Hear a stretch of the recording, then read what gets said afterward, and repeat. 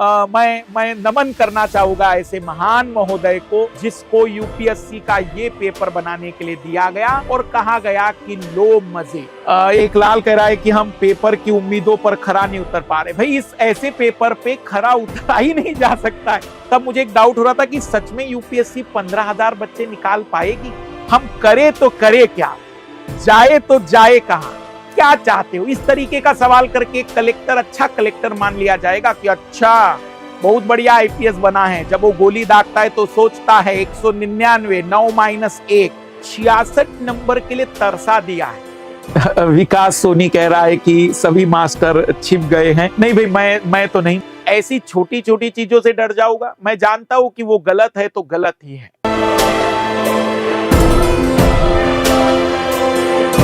अगर आप चाहे तो अपने घर वालों को जरूर दिखा दीजिएगा ये वीडियो। बाकी शेयर लाइक तो कर ही दीजिएगा, कारण है कि बाकी लोगों तक भी वीडियो पहुंच सके। कमेंट्स भी करिएगा। दोनों पेपर भयानक कठिन पेपर हैं। भयानक मतलब जहां भयानक शब्द भी छोटा लग रहा है, क्योंकि मैं इस समय बच्चों के साथ इसलिए ऐसा नहीं है। देखो आप भी जानते हैं, बहुत डिटेल में हर एक विषय पढ़े हैं आपने।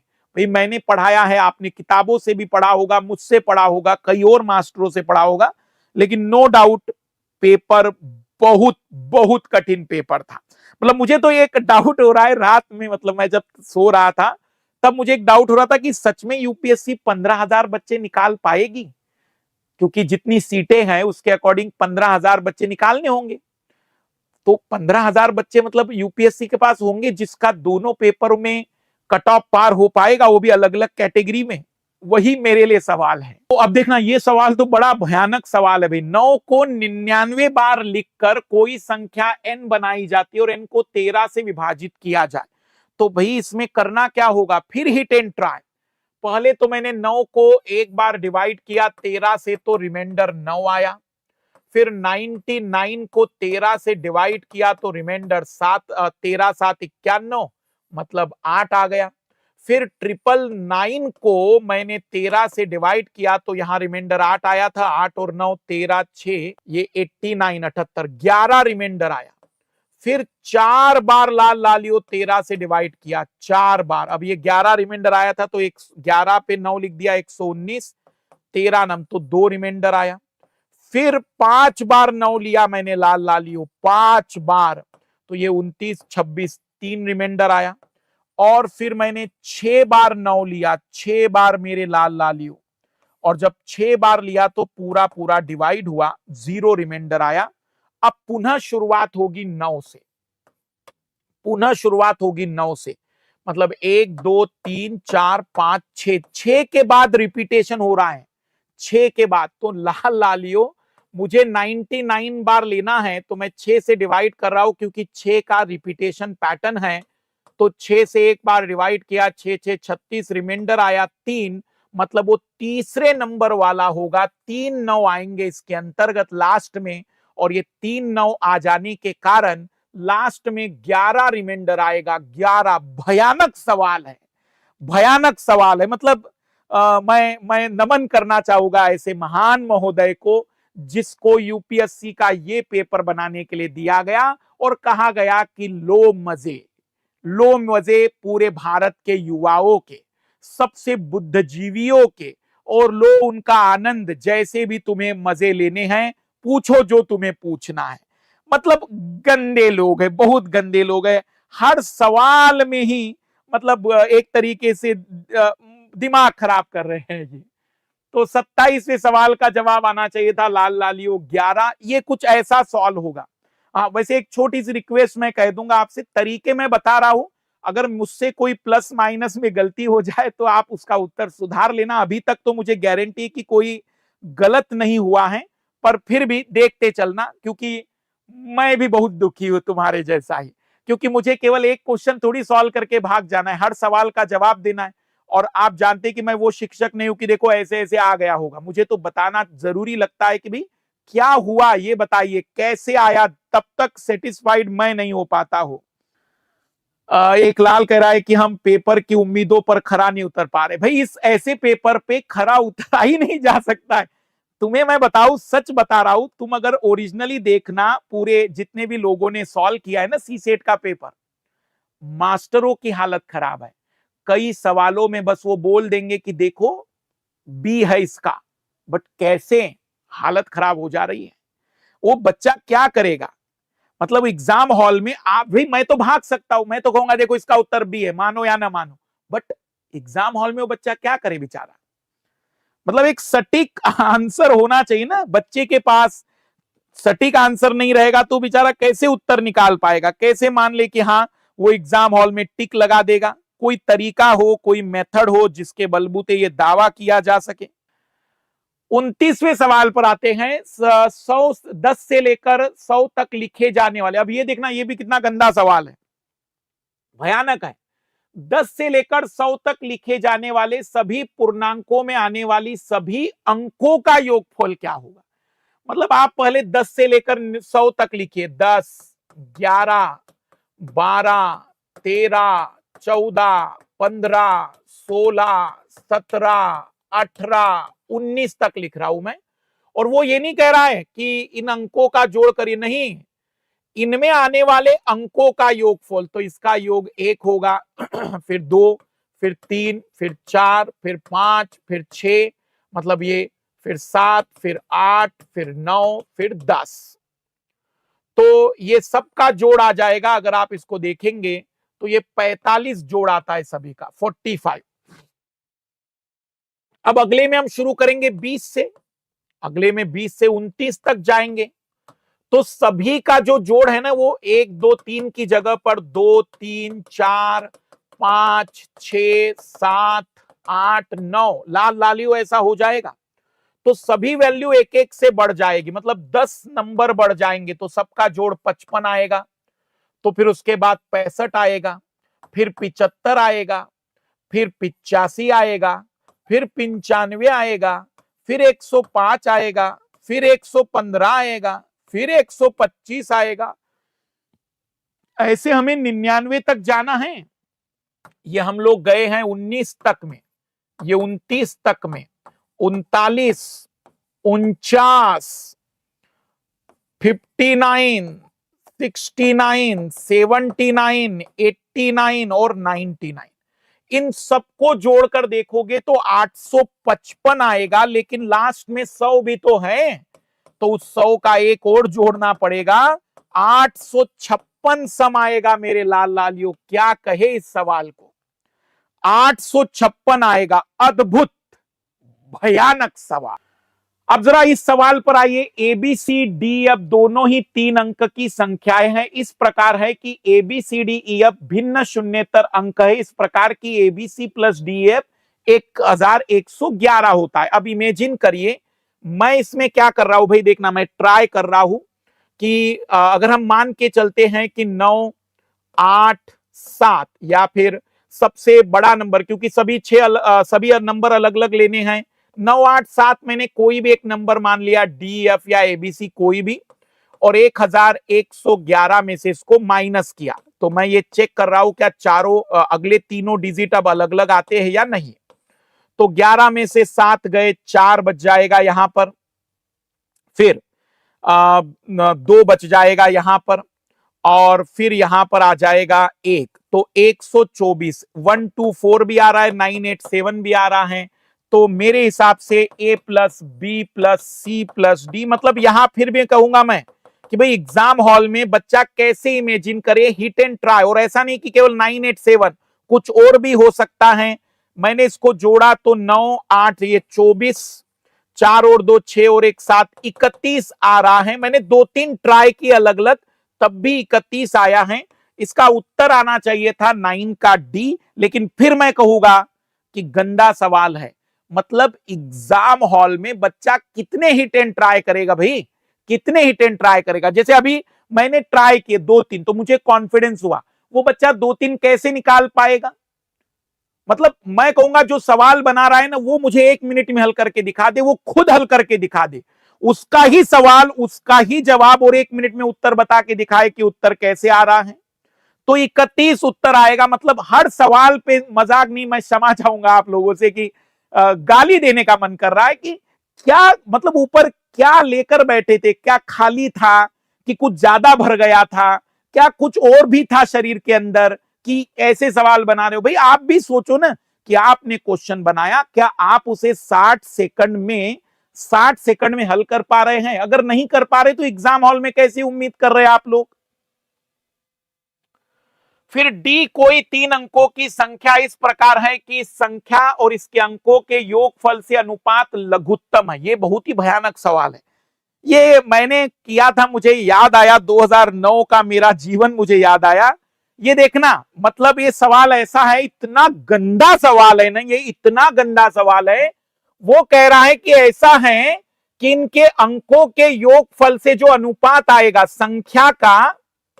संख्या मतलब जो भी मान लेते 3 डिजिट की संख्या है, और इन 3 डिजिट की संख्या का जो भी अनुपात होगा वो सबसे न्यूनतम होना चाहिए। और ये तभी न्यूनतम हो पाएगा जब नीचे की वैल्यू बड़ी से बड़ी और ऊपर की वैल्यू छोटी से छोटी होनी चाहिए। अगर सबसे सबसे मतलब आपको देखना हो इसमें, तो ये सबसे छोटा होगा तभी ऐसा संभव है। मतलब 1 से ज्यादा नहीं लेंगे हम 3 डिजिट बनाने के लिए। बाकी दोनों डिजिट बहुत बड़े बड़े मैंने ले लिए। केवल इस परिस्थिति में आप रेशो को सबसे मिनिमम प्राप्त कर पाएंगे, इससे छोटा रेशो नहीं मिलेगा आपको। अब वो गंदा आदमी हमसे क्या पूछ रहा है कि डी के सैकड़े के अंक और इकाई के अंक के बीच का अंतर बताइए। मतलब सैकड़ा 100वां प्लेस और जो इकाई उसका डिफरेंस बताइए। क्या गंदा सवाल है ये। मतलब मैं पुनः पुनः मैं माफी चाहूंगा, लेकिन अंदर से ऐसी आवाज आती है ना कि क्या चाहते हो। इस तरीके का सवाल करके कलेक्टर, अच्छा कलेक्टर मान लिया जाएगा कि अच्छा बहुत बढ़िया आईपीएस बना है। जब वो गोली दागता है तो सोचता है 199 9 - 1। क्या चाहती है एग्जामिनर, क्या पूछना चाहता है? मतलब हाँ, वो जो हमारा एक लाल कह रहा है कि आई एम इंडियन, हम करे तो करे क्या, जाए तो जाए कहां। मतलब वो जो मोदी जी का एक डायलॉग है, वाह मोदी जी वाह, ऐसी चीजें फील हो रही है कि वो जो एग्जामिनर है उसको ऐसा लग रहा है कि मैं दुनिया वालों को दिखा दूं कि देखा मेरा गणित कितना खतरनाक है। भाई क्या करोगे दिखा के? उन बच्चे पर भी तो देखो, 2 घंटे में उसके दिमाग में इतना बड़ा दिमाग कैसे आ जाएगा कि 199 आना चाहिए। गधा है बिल्कुल भी सवाल बनाने वाला। मतलब कितना भयानक सवाल है ये। और कोई कैट थोड़ी दे रहा है भाई, यूपीएससी दे रहा है जहां उसे 33% लाना है। मतलब मैं चाहूंगा कि आप लोग भले ही ऐसा अंदर से कह सकते हैं कि सर हर सवाल में, पर क्या करूं, केवल कॉम्प्रिहेंशन अच्छे हैं इसके, कॉम्प्रिहेंशन में थोड़ी गारंटी है, बाकी तो बहुत गंदगी करके रखी इन्होंने। फिर अगला सवाल ये भी देखना, हिट एंड ट्राई का एक और सवाल है, और मैं बता दूं कि बहुत गंदा सवाल है। यहां थोड़े से प्रैक्टिकल करने पड़ेंगे कि P Q R S T 5 धन पूर्णांक है, इसमें 3 सम है, उनमें से 2 विषम है। तो 3 सम, और एक बार क्या कर सकते हैं हम, तीनों के तीनों सम ले लो, 2 + 4 + 6, और 2 विषम ले लो, 1 और 3। तो 4 और 6 10 और 2 12 -4 8 आ जाएगा। फिर एक बार एक्सचेंज करके देख लो कि 2 की जगह पर 3 लेकर देख लो, 3 लेकर देख लो। तो 3 और 4 7, 7 और 6 13 -3 10। मोटे तौर पर कहे तो भाई जब आप एक्सचेंज करोगे तो इसका जो रिजल्ट आएगा वो ऑड आएगा, ये ऑड आएगा, तो ये इवन ही रहेगा। तो ये हर बार इवन रहेगा। पर यहां पर फिर वही ट्रायल करने पड़ेंगे आपको, क्योंकि अब आप अगर 2 का मल्टीप्लाई ऑड में करेंगे तो वो नंबर बदल जाता है, 2 का मल्टीप्लाई इवन में करेंगे तब भी वो इवन रहेगा। तो यहां जरूरी नहीं कि ऑड आएगा, इसलिए आंसर आएगा केवल और केवल पहला। अब देखो मैं तो क्या है भैया आंसर बता रहा हूं, मैंने बोल दिया कि ये तो आएगा लेकिन ये नहीं आएगा। एग्जाम हॉल में एक विद्यार्थी को तो देखना पड़ेगा ना 2 बार 3 बार हिट एंड ट्राई करके। तो उत्तर भले ही ए है गारंटेड, लेकिन वो भले ही मास्टर को उत्तर बताने में ये लग रहा है, लेकिन रियल में बच्चे के लिए तकलीफदायक है। ये कोई जरूरत नहीं है, क्या एबीसीडी अंदर डाल दी, सीधा एलजेब्रा पूछ ले भाई। अगर तुझे इतना ही एबीसीडी और एक्स वाई जेड पसंद है तो एलजेब्रा पूछ ले, क्यों बच्चों को परेशान कर रहा है। और नंबर सिस्टम पूछना है तो ढंग से पूछो ना। परसेंटेज था, टाइम एंड डिस्टेंस था, आपके पास हजारों चैप्टर थे, हजारों चैप्टर, हजारों टाइप के सवाल थे। ये क्या गंदगी लगा के रखी है। मतलब सही में बहुत गंदा आदमी होगा, बहुत ही। ये वाला सवाल इसमें मैं कहूंगा कि P अभाज्य संख्या P, मतलब जैसे आप ले लीजिए 2 3 5 7 11 13 ऐसी कोई भी संख्या, और भाज्य संख्या C 4, 6, 8, 9, 10 कोई भी ले सकते हैं। अब वो कह रहा है सम हो सकता है, विषम हो सकता है। विषम हो सकता है तो हिट एंड ट्राई वाला वही है, और संभावना है वो सम भी होता है, विषम भी होता है, ये भी सम होता है, विषम होता है। तो यहां तीनों बातें हम आंसर के रूप में दे रहे हैं। लेकिन पुनः मैं कहूंगा उत्तर देना मास्टर के लिए आसान है, लेकिन बच्चे के लिए यहां भी जवाब निकालना रियल में दर्दनाक है, क्योंकि जब तक कोई एग्जैक्ट दिमाग में नहीं आएगा कि यही होगा, तब तक सच में उत्तर निकालना कठिन होगा। तो आंसर आएगा डी, बिल्कुल। बहुत बहुत पेपर कठिन था, मतलब 66 नंबर के लिए तरसा दिया है।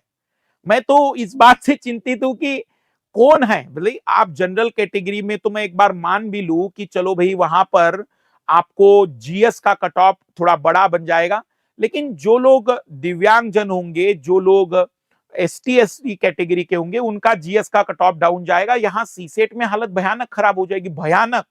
मतलब सीसेट निकालना बहुत बड़ा बर्डन बन जाएगा, बहुत बड़ा बर्डन। अभी तो मतलब मैं कहूंगा कि क्या आने वाले समय में रिजल्ट आने के बाद ही पता चल सकेगा, और मैं तो कहूंगा रिजल्ट के साथ सब बता देना चाहिए यूपीएससी ने इस बार, आंसर की सब दे दो, ताकि जो जो मास्टर लोग हवाबाजी कर रहे कि देखा मैंने बताया था कि राष्ट्रपति का सवाल आएगा, देखा हमने बताया था कि इस बार यूक्रेन का सवाल आया था, क्या देखेगा बेचारा एग्जाम हॉल में। हाँ बिल्कुल, ये तो सही है कि पता नहीं मतलब वो जो एक हिंदी सिनेमा है ना कि पता नहीं जी कौन सा नशा करता है, तो इस जगह थोड़ा सही सेट हो रहा। क्या चाहता है एग्जामिनर, क्लियरली बताएं।